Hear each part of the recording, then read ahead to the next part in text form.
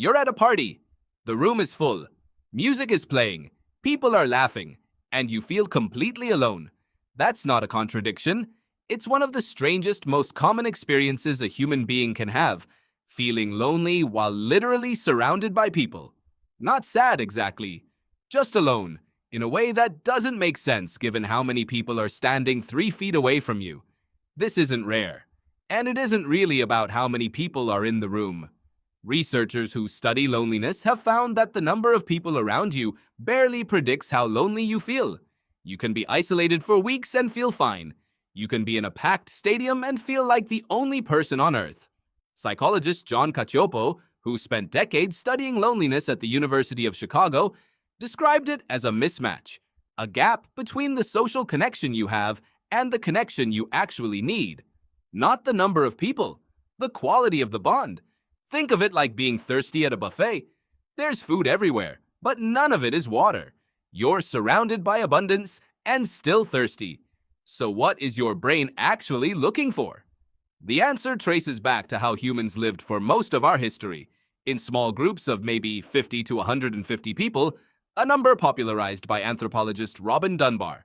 Within that group, everyone knew your history, your fears, what made you laugh. Your brain still expects that kind of depth.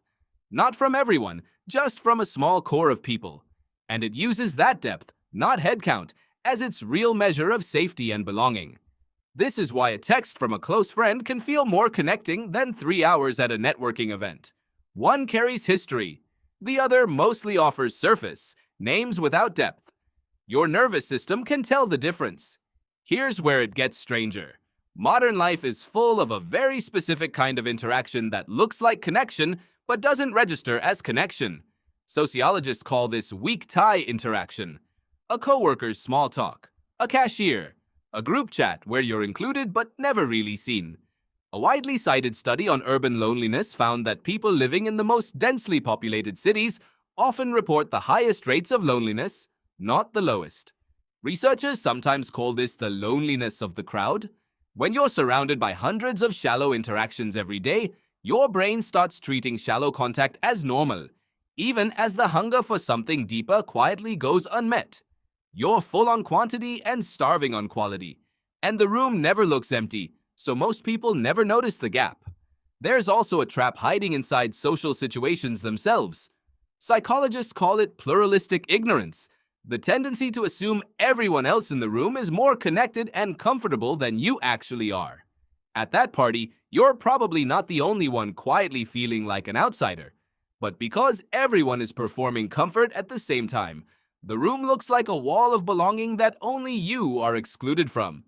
In reality, it might be a room full of people all quietly performing the same illusion for each other. So what actually closes the gap? Researchers point to something specific: self-disclosure, sharing something real. Not your job title or weekend plans, but something closer to what you actually think or feel. Psychologist Arthur Aron, known for developing the 36 questions that lead to closeness, found that structured mutual self-disclosure, taking turns sharing increasingly personal information, could measurably increase closeness between two strangers in under an hour. The mechanism isn't magic, it's information. Every honest exchange gives someone else something real to know you by. Depth isn't found, it's built. So next time you feel lonely in a crowded room, don't take it as a sign something is wrong with you. It's your nervous system correctly detecting that quantity and quality are different things, and it's still waiting for the second one. You don't need 50 deep relationships. Dunbar's own research suggests most people can only truly sustain around 5 close relationships at a time. That's not a small number to build. It's a small number to protect. And remember the illusion working against you in every crowded room. Most people aren't as effortlessly connected as they look. If you're the one who says something slightly more real than the moment calls for, you're not taking the biggest risk in the room. You're giving everyone else permission to stop performing. Loneliness in a crowd was never a contradiction. It was your brain accurately telling you that being surrounded and being known were never the same thing.